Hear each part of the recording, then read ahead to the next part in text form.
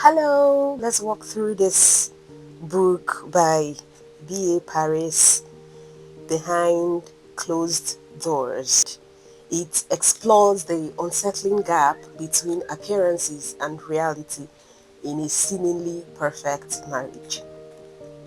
The story follows Grace Angel, who's married to a successful, handsome lawyer, and they live in this beautiful, magnificent home, host elegant parties, and to everyone, they are the perfect couple. But then, behind the flawless image that this couple presents, they're seeing some subtle signs that may be suggesting that all wasn't exactly as it seemed. And this includes the fact that Grace never left the house alone. She was always accompanied by Jack. Some other person will argue it that he was deeply devoted and didn't want anything to happen to his wife. But come on, is she not an adult? Can't adults move around alone? That's another point of argument. Also, she never answered the phone by herself. Once she got married to Jack, she ceased to have a cell phone. Who doesn't have a cell phone? Even kids do, right? So why wouldn't a married woman, even though she's a housewife, wouldn't have a cell phone? Jack says she doesn't need it. She's in the house. There is telephone in the house. But will she answer the telephone by herself? No. Jack answers the telephone for her and then gives her the phone. So he will be there as she's taking the call. And behind the cool and calm and elegant demeanor that Grace always presented, a closer look will show some signs of anxiety within her. And then there was also the side of Millie. Millie was Grace's sister and she had Down syndrome. She was she was in school, but the plan was for her to come live with Grace and her husband or husband to be after her school. Grace was responsible for Millie. Jack initially seemed quite supportive of this care and concern that Grace had towards her sister, and that was one of the admirable points that he had, or with which he swept Grace off her feet, as we would see. The story, it's revolved around the past and present timelines, and as the narrative unfolded, one would begin to see how Jack and Grace, their relationship, how they met, how their relationship developed, and how their marriage changed over time.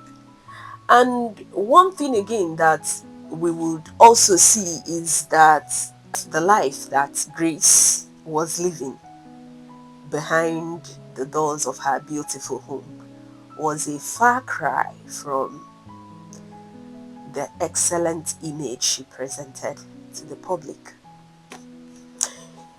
B.A. Paris built a strong analytical point around the psychological contrast in this book. These points were control versus vulnerability, appearances versus reality. My favorite part, which is talking about the characters. And I would love to start with my poor Grace. Grace was a victim of circumstance. Grace just wanted what every other person would want, what you and me would want in life. A happy home, a doting husband, and in addition to one who was willing to take care of her sister Millie, who had special needs. It wasn't far-fetched really for the average person. She was just unlucky to have landed in the hands of the psychopath that she landed in his hands, really. She embodied the psychology of survival in a life-threatening condition. And we would see that her character portrayed the instinct to protect loved ones, emotional resilience, and strategic thinking even in the midst of an uncomfortable situation. See, Grace, as every other person saw her, was the elegant wife. She was also beautiful herself, and she was perceived to be maintaining that beauty, maintaining the sleek, svelte, elegant wife of the successful, handsome lawyer, the couple goals things. And she hosted elegant dinner parties, was polite, just the perfect wife. But we, the readers, were privy to her thoughts, and they were more of a complex personality who was constantly evaluating her surroundings, absorbing what was happening around her, and strategically planning. In the midst of her fear, who in her shoes wouldn't be? One would think that for somebody to be vulnerable to such a psychopath as Jack, that the person might be unintelligent, less than average, but that was not the case here. Grace had a job and she was successful in her job. She was excelling in her career before Jack came into the picture. And boom, she resigned. Of course, her dear husband made her resign. So she resigned from her job to become the full housewife of this excellent lawyer. But she was intelligent. That's the point I was trying to make. She was intelligent. She was a contemporary woman.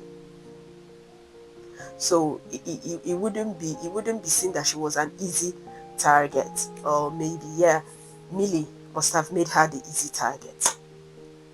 She was also polite, though I cannot tell if the politeness was as a result of what her husband made her do, or if it was an inbuilt character that she already possessed. And she was also compassionate. She was quite compassionate because for her to take care of Millie, she had to have that compassion in her. Her role as the sole carer and being responsible for Millie actually shaped her life and influenced a lot of decisions that she made in her life. And one of those decisions was choice of a life partner. Grace had a number of suitors come for her. One that we were very sure of as the readers was a man, forgotten his name, who showed genuine love for her and prospects of a good family and a lovely home. But the only thing that deterred Grace that she couldn't go ahead when he proposed was that he was outright with the fact that he could not have Millie in their home. Not like he hated Millie, but we know that not everyone can take care of a special needs child. Some carers of special needs, even their family members, have to go through some sort of training and counseling to be able to take care of these special needs people very well and cater for them. I'm glad and I'm happy with this man that he came up front to say, I can't do this. Can we find another place to put her? But Grace, that innate instinct to protect loved ones, to always be with loved ones, made her say, no, I want her to be close to me. I want her to be with me. And she said no to this man. But when our very own Jack came with, oh, I can do this. Oh, let her come. Oh, the doors of my house is open for her. She can come. Grace fell headlong. I would say that Grace was a victim of Love is Blind. Not because of how she fell for Jack. Yeah, well, that is one of the points. But her love for Millie also blinded her because once Jack said, okay, come on in, that was a yes for her. That made her not to scrutinize Jack well to know, is he really who he's portraying to be. Also, one thing I also pondering was for Grace to have turned down one or two suitors, she must have had that meticulousness in her to look beyond what the suitor is presenting to say, can this person really have my sister under his roof? Well, that is one of the reasons why I said love is blind did her dirty. Hmm.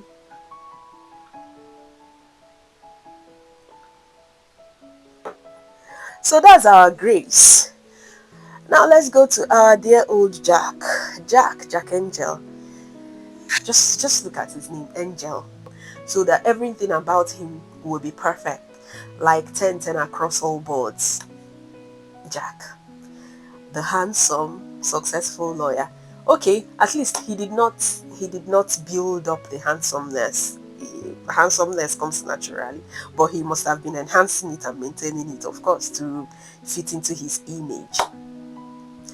Jack embodies the psychology and character of mental perversion, destructive desire for control, image manipulation. He was a sadist, a psychopath, the villain. And I will say he had a mental illness that was undiagnosed, which was very dangerous. And that was what was happening to him, because a normal human being will not do what he was doing. Jack, the perfect guy, who was a lawyer and a successful one, he won all his cases, so he was known, he was respected, and the image of his professionalism also helped him to push that narrative of someone who was respectable and trustworthy. And guess where Jack's specialty in law was? He defended vulnerable women in court. So just imagine how he would have been tearing the accused piece by piece in court. Imagine how he would have verbally torn these accused persons, how he would have shown compassion when defending the vulnerable women in those cases. And then imagine where someone will come up with a story of him being involved in domestic abuse. It wouldn't sound right. To a lot of people, it wouldn't sound right. Some people might consider it, but 80% of people, I tell you, will not consider it. They will be like, how can have you even seen this man in court? I would think that's the reason why he chose that specialty, because the story will seem like a fairy tale if anyone ever tried to accuse him of such. I would think that's the reason. And then you will think, was he born this way? Was he this beast from birth? Did anything change? Did anything make him do this? And then again you will wonder, how many people, how many women had Jack done this to and gotten away with? Because the mastery which Jack portrayed, how skilled he was with what he was doing, I would never believe that Grace was his first victim. No, no, no, no, no. I won't believe that. He was good at what he plotted, he schemed, and he was very systematic in what he was doing. That wasn't a novice, that was a master. And mastery is not a one-off. And that was Jack. It's horrible. Pray not to meet such a person in your life. I mean, it's a fiction. Don't mind me, please. We wouldn't meet. Okay, now let's move over to Millie. Millie with the psychology of authenticity, innocence, unfiltered truth. Millie brought a bit of warmth and humor to the sad side of her sister and her supposed brother-in-law. She was very expressive and did not have any problem with saying things as she saw them, not like the other adults in her life who filtered what they said and had to build up an appearance, had to make up an appearance. She said this as it was. She was expressive. She had a mind of her own. She knew what she wanted, and she was gradually seeing herself becoming more independent when she leaves school. One thing about Millie was the bond, the bond that she shared with her sister. It ran deep. It showed that they had been through a lot and they had experienced a lot of things together and they had this deep love for each other. It was the sisterhood it was lovely to behold, really. And you would ask, where was their parents in all of this? Were they dead? Were they alive? I will help you by telling you that they were alive, but I wouldn't tell you why they were not so much in the picture. You have to find that out. We have to give it to Millie. In as much as she had special needs, she wasn't unintelligent. She was smart because she was quick to note that something was off about her supposed brother-in-law.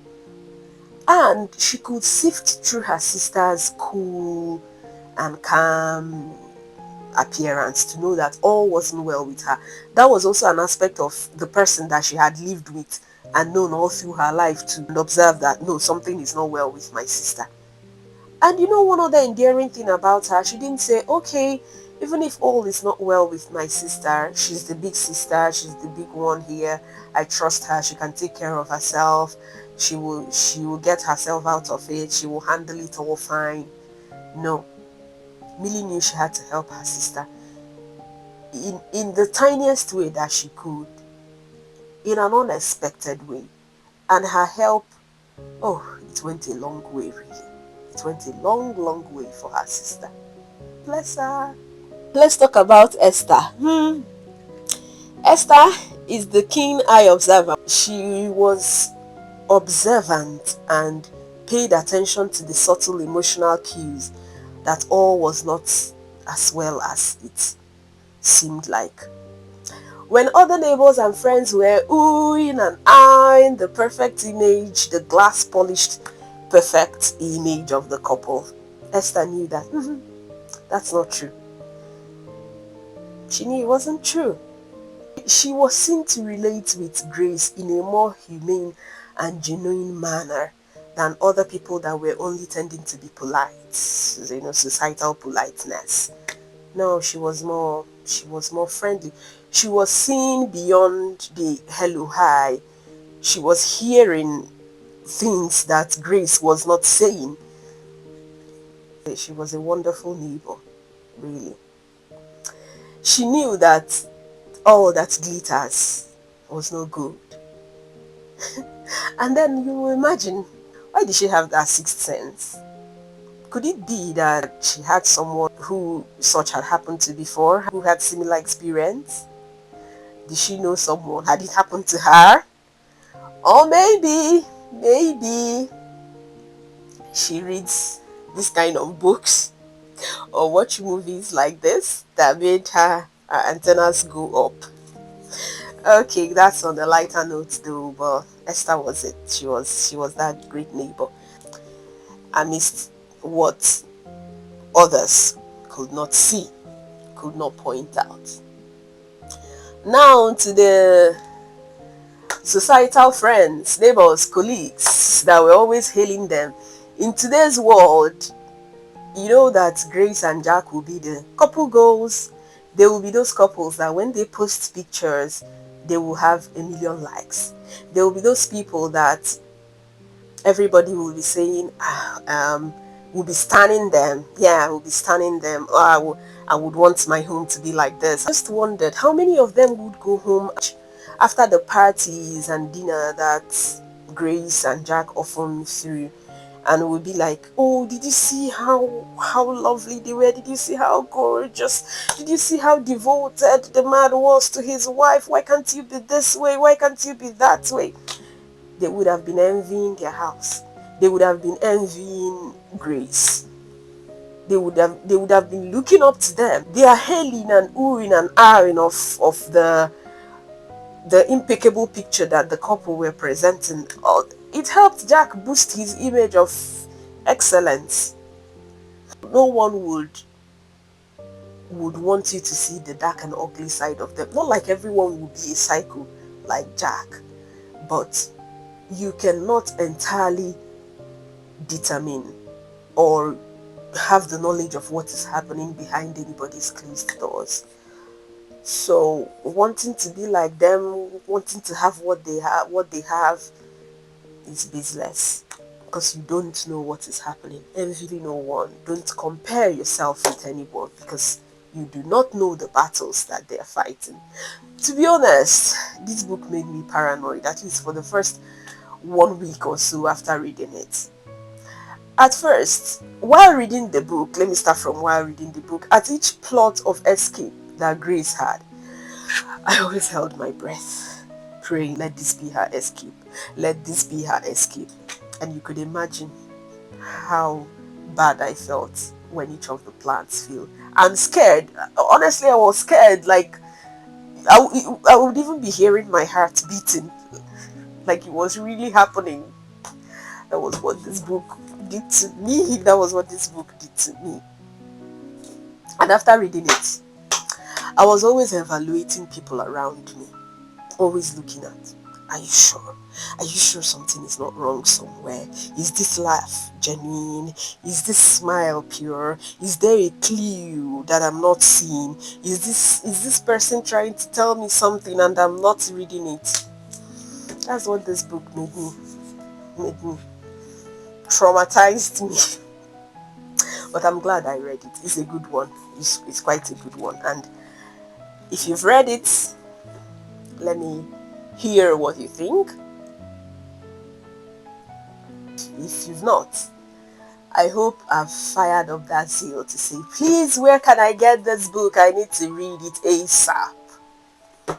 Alright, my dear amigos, this is where we'll end it for today's edition of sharing our thoughts on books. Alright, you take care. Bye.